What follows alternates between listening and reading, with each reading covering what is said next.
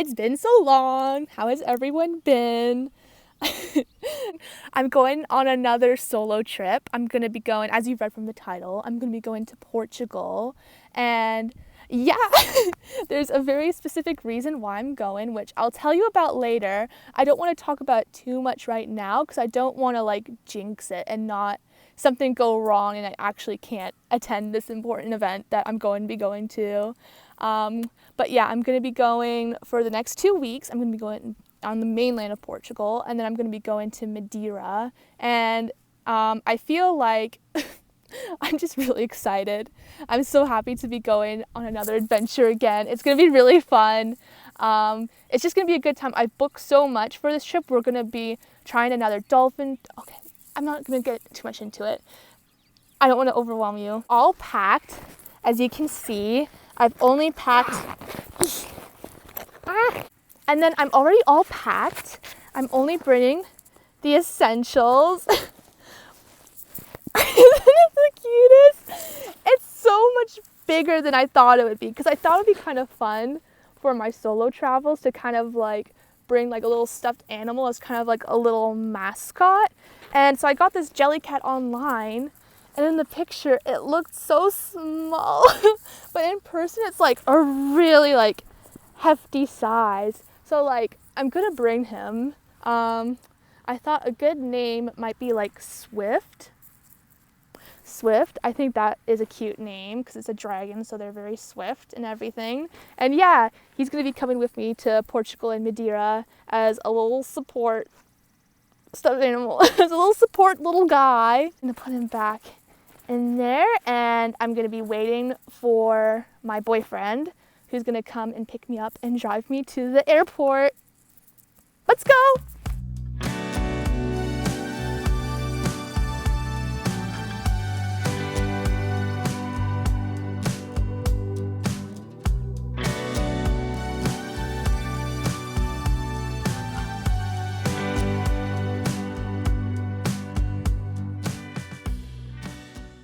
Okay, so for this vlog series, I thought I'd try something different and try voiceovers. So please forgive me if the first few times are a bit awkward.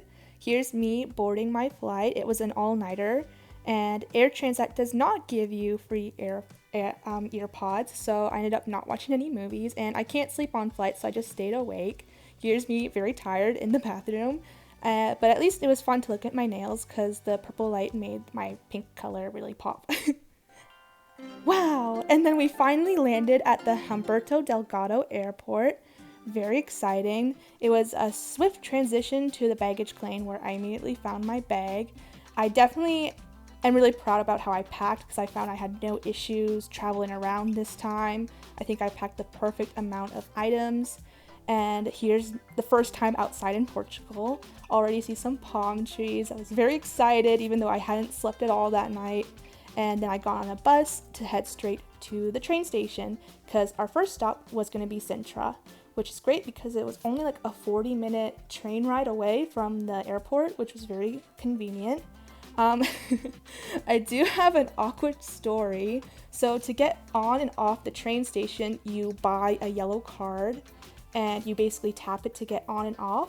And when I arrived at Sintra, I got onto the station and they had the little electric gates, and there was these two girls kind of standing there looking confused.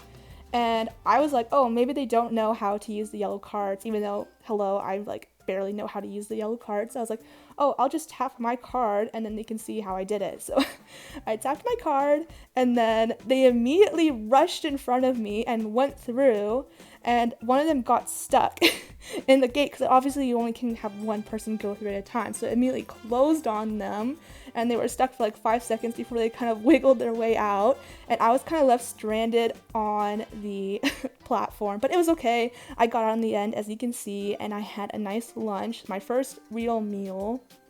And then I started exploring Sintra because my hostel wasn't ready yet. And this is a beautiful garden that I found by chance. And it's just like, oh my god, just look at all the architecture. Over there you can kind of see one of the castles that we'll visit later in the vlog. And here's another beautiful view of Sintra. This is basically going to be the whole vibe of the vlog, by the way. And here's me going into that garden that we saw previously, where I had my first and well, I guess not my first, another encounter with a stranger.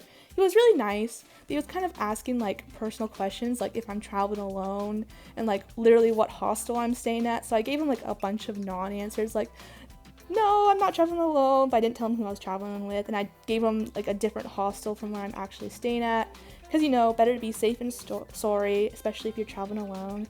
Here's a cool museum that was closed and I couldn't go into. Here's that view again, because at this point I was super tired. Oh, birds of paradise, a cool flower that kind of looks like a bird. And then finally I could check into my hostel. Yay! So that's that. I checked in okay, and then President Rosemary will take it from here. Okay, so I'm all checked into my accommodations, and I tried to do something different this year, because with my last trip, I found that I spent the most money on food and hotel rooms. So I wanted to kind of cut down on those costs, and one way I was gonna do that was by just staying in hostels. And so I checked into this hostel, and I'm already a bit sketched out. I used Hostel World, which is basically like the Airbnb of the hostel world. Pretty self-explanatory. So all the hostels I'm staying in are safe, and almost all of them I'm staying in like an all-female dorm room, except for this one. So that's a bit awkward, and I'll just show you. So, like, this is my bed. And then I'm on a bunk bed, and this is my pillow, and this is where the other person will sleep, which is way too close. I'm gonna guess that they're probably gonna switch onto the other side of their bed, or if not, I will switch to the other side of my bed and have like my head next to the door. I went to take a shower, and I wore flip-flops and everything, and it was like there was no shelf to put my stuff on. So I kind of had to have it awkwardly balanced over the thing and kind of hope that nothing fell out of my pockets while I took a shower and onto like the wet floor, and I felt very vulnerable. I didn't like it. Honestly, I'm a bit uncomfortable. Maybe I should have not done hostels, but it definitely did help with the savings part, and on Hostel World it said this place was safe and everything. So yeah, yeah. Obviously I'll update you if anything else happens, but yeah, I'm just like, look at that. And then this is mine, like, that's so awkward. I hate that. I'm gonna have dinner, and then tomorrow we have a lot to do, so let's go. But one bright side is this nice view. There's the castle up there. We will be visiting that tomorrow. And over there is another one of the palaces. So this looks like breakfast, but it was actually dinner. It was exactly what I wanted, because it was very light and it was super good. This is my first hot chocolate of the trip. It was so good. Like, it was just what I needed. I will put up the name of the restaurant because I really recommend it. And I went back to this view just to check it out again, and I'm really happy I did, because this is the last chance I could go back here in this section of Sintra, because I was just so busy the rest of the time. And boop, there we go. It's the next day. So in order to get up to the castles, you can either rent a taxi, which I didn't want to do because I wanted to save money, or you could hike all the way up, and that's what I decided to do. And I'm really happy I did. It was very easy to find the trail, and the hiking trail was like very well maintained with different sections of gardens and then just like wildlife. And I'll let Pastor Rosemary take it from here. The hike up is all going to be just straight uphill, which is going to be a lot, but I packed snacks and lots of water, so I think I should be okay. I did not get a lot of sleep last night, I'm going to be honest with you. Everyone in the hostel was just like really loud going to bed, just kept slamming their doors and everything. And then like every time someone moved in their sleep, I would hear them and wake up, because I'd be like, oh my god, what's that? But yeah. But you know what, I got up pretty early, all considering, especially since I just landed like yesterday. And yeah, look at these plants. They're huge. I can already tell that my hair is gonna be a bit frizzy today, but you know, that's okay. That's fine. I brought hair elastics just in case. It's just like every corner is like super magical on this path.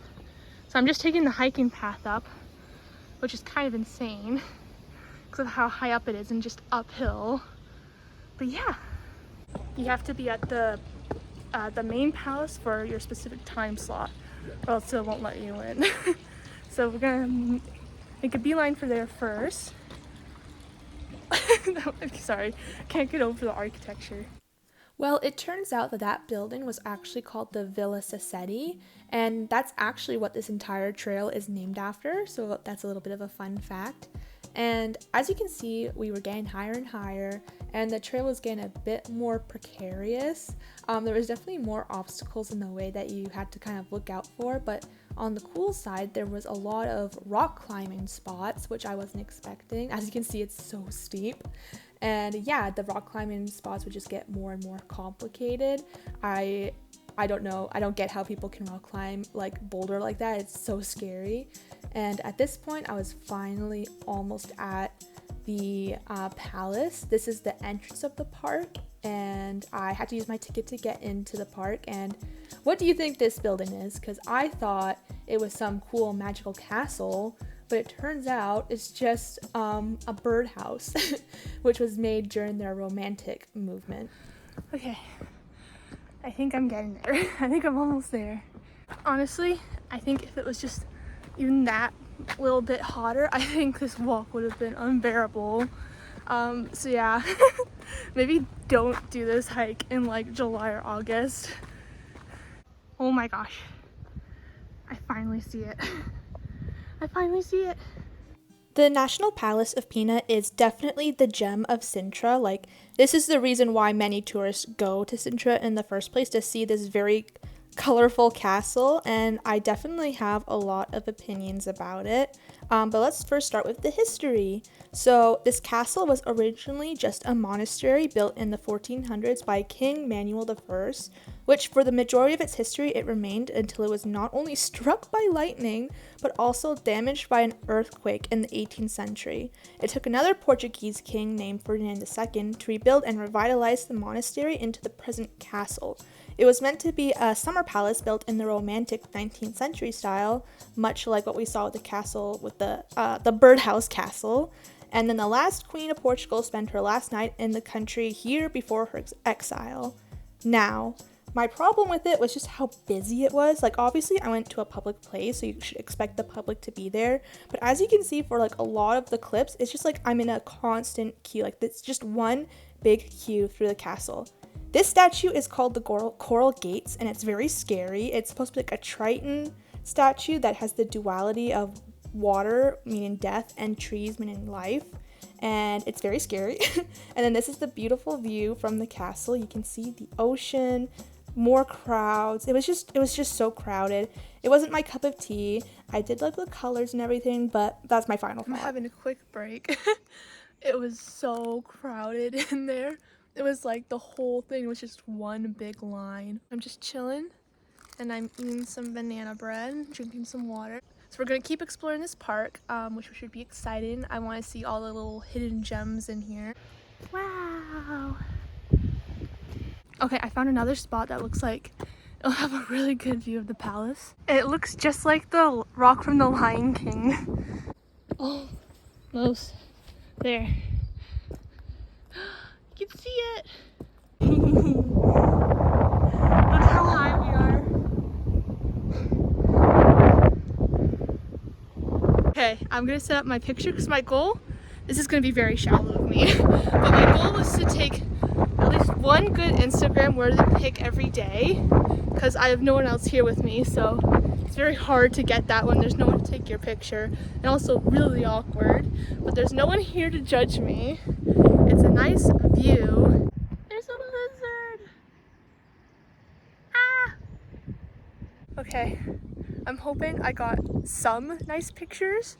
I think I did. Look at that, guys. We found a secret view where even if Sintra, the actual castle, is like completely full, there's literally no one here, and I've been here for like half an hour just like admiring the view. So definitely come up whatever road this was is the route to the chalet, and then like a random side path, but you can clearly see the rock from the side path. So yeah, a little tidbit for you, a little Easter egg.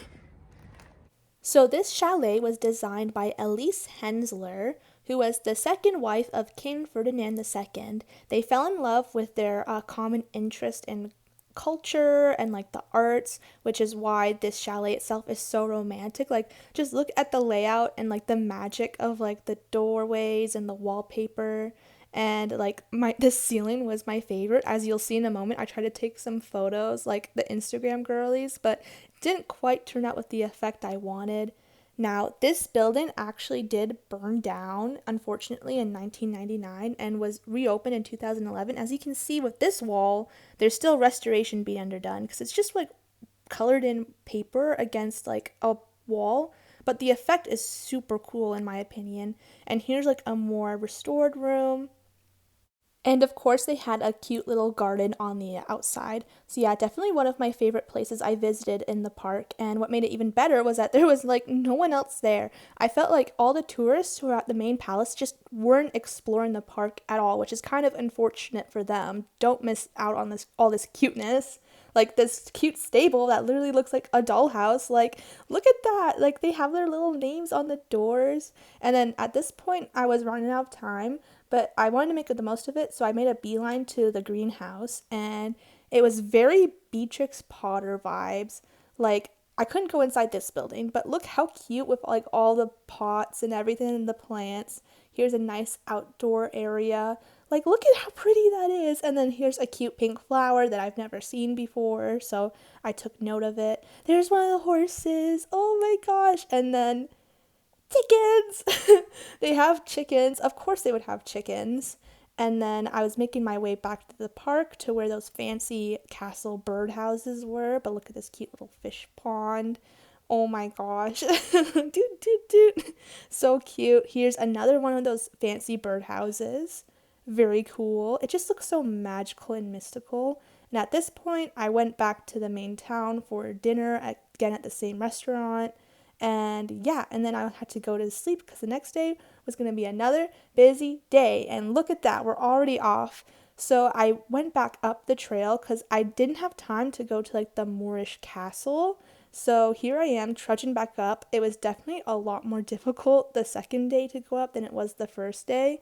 But this time I saw some stuff that I didn't even notice before. Like, look, you can literally see the castle from the path. I didn't see it from where I was yesterday. But yeah, so let's continue down this brand new path. Look at how beautiful this forest is. Again, more wildflowers. And this is where we get into my favorite part, which is the archaeology. Like, for example, look at this. It just looks like a mini castle. Super cute. Nope, it's actually a tomb. Whoa, crazy. It was actually really bad because I saw a tourist climb up there and I was like, oh, maybe not. Maybe you shouldn't be climbing up there. But oh my gosh, look at this. These are beautiful flakes, lots of lithics, just gorgeous. Look at how they like redid these pots, put them back together. Oh my gosh, I'm just like obsessed with all these artifacts. Look at the little tiny spindles. Look at these beads. Do you know how hard it is to find beads? And then this bone dice. It reminded me of a dice that I found in Canada because I'm also in archaeology. So I just love that like little samesies. And then, ta-da! This is like an outdoor archaeology site that they encased so the public can see in. It contains lots of silos. This diagram was great because it shows the different phases of restoration on the wall, which I thought was really great and transparent way to show the history of the castle. These are more silos and what I think would have been burials, which would have been when this castle was part of the Muslim Iberia period in the 8th century, I believe. But yeah, very nice. I loved how they had like a little walkway through it, and yeah, I was just so impressed with the archaeology of this castle. This is a cistern where they would have kept water, basically like giant water storage. And apparently, there's rumors that at one point there was a king buried underneath, which super cool. And then, as you can see from this clip, I'm like the only person here. Like, there was definitely people around in the area, but unlike the palace from yesterday, It was like so much less claustrophobic, and I think it had a mixture to do with the fact that I was there in the morning.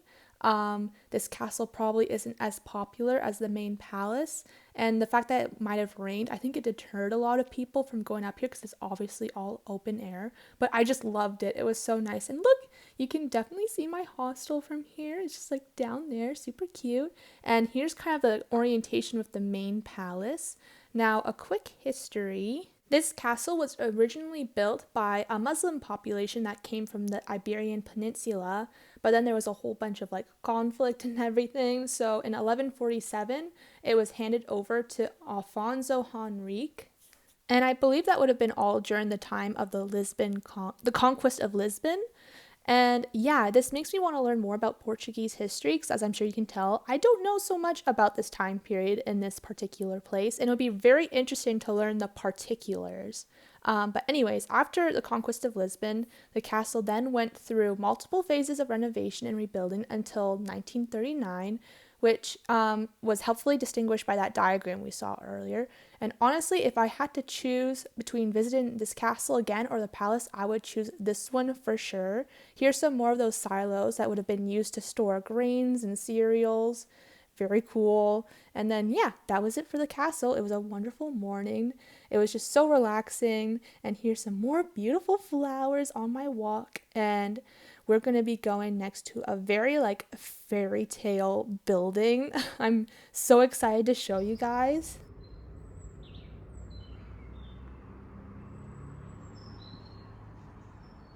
I thought this rock looked like it had a tail growing out of it. And on the way back, I also passed the villa again, which passing it again, I realized it had major like Barbie and the 12 Dancing Princess vibes. I mean, like, look, don't these look like the magical bellflowers and like this tiny rose? It's just so cute.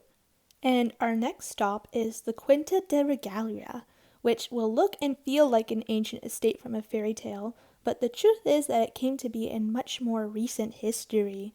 Ooh. All of the magical elements of this property were carefully designed and built by Carvalho Monteiro in the late 1800s, early 1900s, with the goal to bring back a romanticized version of Portugal's past and to encapsulate his other ideologies. Now, here I'm in line for the Initiation Well, which was designed to look like the Divine Comedy of Dante. And as you can see, it's very busy, but I actually didn't mind. Like, on the bad side, you had to keep walking, so you really couldn't stop for a photo because, as you can see, there was such a big line to get in. But the line moved quickly, and once inside, you can kind of still get the atmosphere even though you're still in a big queue. But look at that! Look at how magical that is. Like it's whimsical. It's enchanting. And then you leave through a cave because now you're obviously underground. And I thought this little rock looked like a dragon's head. And here I am exploring the grounds. Now the point is, the closer you are to the castle, the more like tame it would be, and then the farther you got, the more wilder it would get. And then this was the Regaleria Tower, which was designed so that anybody who climbed it felt like they were on the axis of the world. And then here's like the outside of like the main estate. Very pretty. Like, I can't get over the architecture. It just, I know I keep saying the word magical, but like, come on. like it's just like breathtaking. And then look at more gardens. Here's like a little underground well because there's like a labyrinth. Here's the noise from inside, so you can just get the feeling that there was like running water and everything. And yeah, I just feel like the details were impeccable. Here is the inside, and like most of the places I went to in Sintra, it was undergoing like heavy restoration, but I didn't mind. Like, here's like my favorite parts of it. I like the colors and everything. Just like, yeah, I mean, yeah, it just felt like an old estate. And then here again, it is outside. And then this statue, it's not Aslan, but it reminded me of Aslan. And then here's more of those like underwater little caves. Just so pretty. And then there was all these statues of like benches, like very ornate benches. And this one had a dog and someone put a flower on its ear. And yeah, that was the Quinta de Regaleria. And at this point, I would a snack, and I found the only bubble tea place in Sintra. and I had my first Portuguese tart, and like the tea itself was great. I felt bad getting like a bubble tea in like Portugal because I felt like I should experience more of the culture, but this tart, it was so good. And then this was cool because they sold hand painted tiles, and honestly, it was really cool inside. Now, there was a sign that said I couldn't record inside, so I respected that. But here's the only like souvenir I got from my Portuguese trip, which was a tile I purchased from this store. And I love the colors because it reminded me of all the other tiles I saw in Sintra. And yeah, I love it. I'm so happy I got it. And then the next stop, well, I didn't have much left in the day, so I thought I would visit the inside of the Sintra Palace because I mean, I kept passing it. I could see it from my window. It felt like a waste not to stop inside. And then here's another view. Another view, just like there's going to be a lot of views.